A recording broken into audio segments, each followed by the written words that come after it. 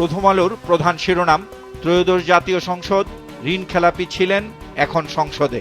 বিশেষ এই প্রতিবেদনটিতে বলা হয়, কিছু টাকা শোধ ও আদালতের স্থগিতাদেশ নিয়ে সংসদ সদস্য হয়েছেন 9 জন, আরও 2 জন অপেক্ষায়। খবরটিতে অর্থনীতিবিদ মঈনুল ইসলামের উদ্ধৃতি দিয়ে বলা হয়, ঋণ খেলাপিদের সংসদে আসার সুযোগ করে দেওয়াটা খুবই খারাপ সিদ্ধান্ত হয়েছে। দ্বিতীয় প্রধান শিরোনাম, মধ্যপ্রাচ্য পরিস্থিতি, 1 মাস ধরে চলা যুদ্ধ আরও বিস্তৃত হলো। প্রতিবেদনটিতে বলা হয়, মধ্যপ্রাচ্য যুদ্ধে সরাসরি যোগ দিয়েছে ইয়েমেনের হুতিরা, জ্বালানি নিয়ে অস্থিরতা আরও বৃদ্ধির শঙ্কা। এতে আরও বলা হয়, 1 মাসে এই যুদ্ধে ইরানে নিহত হয়েছেন 1937 জন, লেবাননে মারা গেছেন 1142 জন, আর যুক্তরাষ্ট্রের 13 সেনা নিহত, আর ইসরায়েলে মারা গেছে 20 জন। বিএনপির সংসদীয় দলের বৈঠক হয়েছে গতকাল। এ নিয়ে প্রকাশিত খবর, বিএনপির সংসদীয় দলের বৈঠক, দুর্ঘটনা, অব্যবস্থাপনা ও জ্বালানি পরিস্থিতি নিয়ে এমপিদের ক্ষোভ। ডিজিএফআই এর সাবেক কর্মকর্তাদের জিজ্ঞাসাবাদ নিয়ে প্রকাশিত খবর, রিমান্ডে জিজ্ঞাসাবাদ, 1-11-র দায় অন্যদের উপর চাপাচ্ছেন মাসুদ। সীমান্ত পরিস্থিতি নিয়ে শেষ পৃষ্ঠায় প্রকাশিত খবর, 8 মাসে 2479 জনকে ঠেলে পাঠিয়েছে বিএসএফ, সীমান্তের 32 স্থান। খবরটিতে বলা হয়, বিএসএফকে মৌখিক ও লিখিতভাবে জোরালো প্রতিবাদ জানিয়ে আসছে বিজিবি, সীমান্তে গোয়েন্দা নজরদারি ও টহল তৎপরতা বাড়ানো হয়েছে। সমকালের প্রধান শিরোনাম, 10 জেলায় হামের প্রকোপ, বাড়ছে শিশুর মৃত্যু। বিশেষ এই প্রতিবেদনটিতে বলা হয়, চলতি মাসেই আক্রান্ত হয়েছে 1500 জন, আর রাজশাহীতে 12, ঢাকায় 6 ও ময়মনসিংহে 3 শিশুর মৃত্যু হয়েছে। বিএনপির সংসদীয় দলের বৈঠক নিয়ে প্রকাশিত খবর, জ্বালানি মজুত রোধে কঠোর ব্যবস্থার নির্দেশ প্রধানমন্ত্রীর। খবরটিতে বলা হয়, প্রধানমন্ত্রী বলেছেন, সংসদ সদস্যদের নিজ নিজ এলাকায় সতর্ক নজর রাখতে হবে। জ্বালানি পরিস্থিতি দেশে এখনো স্বাভাবিক হয়নি।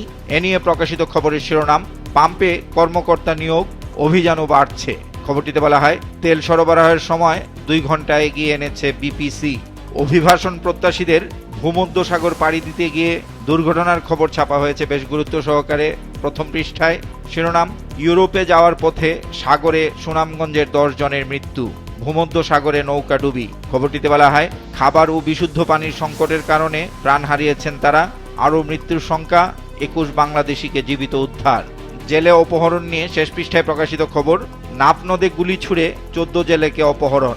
আন্তর্জাতিক প্রসঙ্গ, নেপালে বিক্ষোভকারীদের দমন, নতুন সরকার শপথের পরদিনই সাবেক প্রধানমন্ত্রী গ্রেপ্তার। জ্বালানি সংকট ঘিরে প্রধান শিরোনাম করেছে যুগান্তর, গোয়ালঘর, দোকান, ধানের গুদামে মজুদ, সব যেন তেলের ডিপো।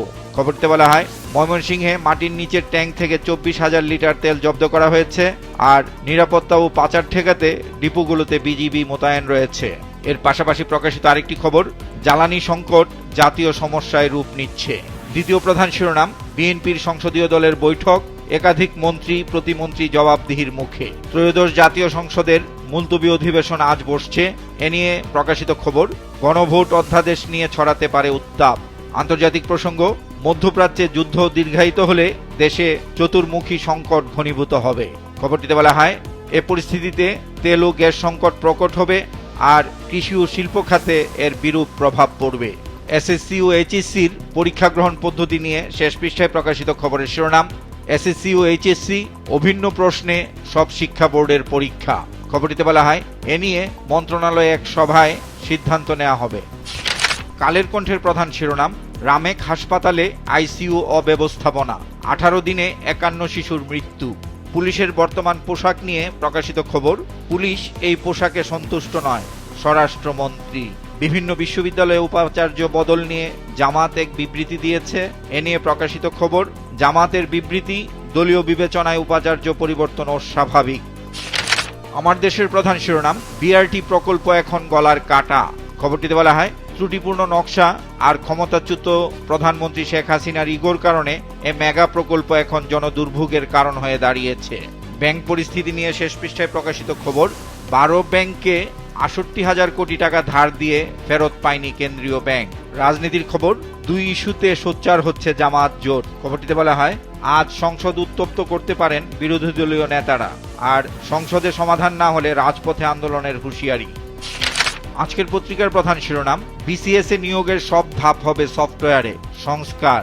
বিশেষ এই প্রতিবেদনটিতে বলা হয়, পুরো পরীক্ষা ব্যবস্থাপনা পদ্ধতির অটোমেশন হচ্ছে, ফাঁস রোধে প্রশ্নপত্রে গোপন বারকোড যুক্ত হয়েছে, সফটওয়্যারই নির্ধারণ করা হচ্ছে মৌখিক পরীক্ষার বোর্ড, পিএসসি সংস্কারে আইন সংশোধন সহ নানা পদক্ষেপ।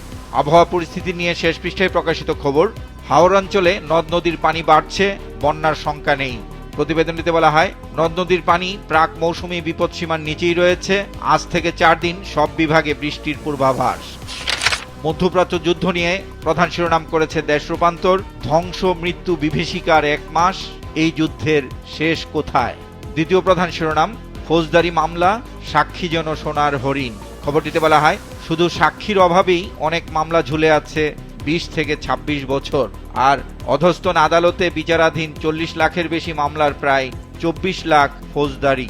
প্রধানমন্ত্রী হওয়ার পর গতকাল প্রথমবার বিএনপির কেন্দ্রীয় কার্যালয়ে গিয়েছেন তারেক রহমান। এ নিয়ে শেষ পৃষ্ঠায় প্রকাশিত খবর, বিএনপির কেন্দ্রীয় কার্যালয়ে অফিস করলেন তারেক রহমান।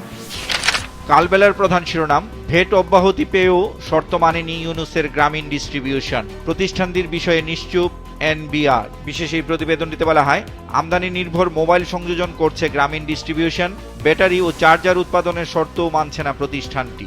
তদন্ত কমিটির পরিদর্শনে এসআরও শর্ত ভঙ্গের প্রমাণ মিলেছে। জ্বালানি পরিস্থিতি নিয়ে প্রকাশিত খবর, 19 ডিপোতে বিজিবি মোতায়েন, পাম্পে পাম্পে ট্যাগ অফিসার নিয়োগ। খবরটিতে বলা হয়, ডিপো থেকে তেল উত্তোলনের নতুন সময়সূচি নির্ধারণ করেছে বিপিসি, অবৈধ মজুতের বিরুদ্ধে কঠোর আইনগত ব্যবস্থার হুঁশিয়ারি। জাতীয় নাগরিক পার্টির সাংগঠনিক পরিস্থিতি নিয়ে শেষ পৃষ্ঠায় প্রকাশিত খবরের শিরোনাম, ফের পদত্যাগের মিছিল এনসিপিতে, কেন্দ্র থেকে তৃণমূল সর্বস্তরেই দল ছাড়ার হিড়িক। খবরটিতে বলা হয়, ফিরিয়ে আনার উদ্যোগেও মিলছে না সুফল।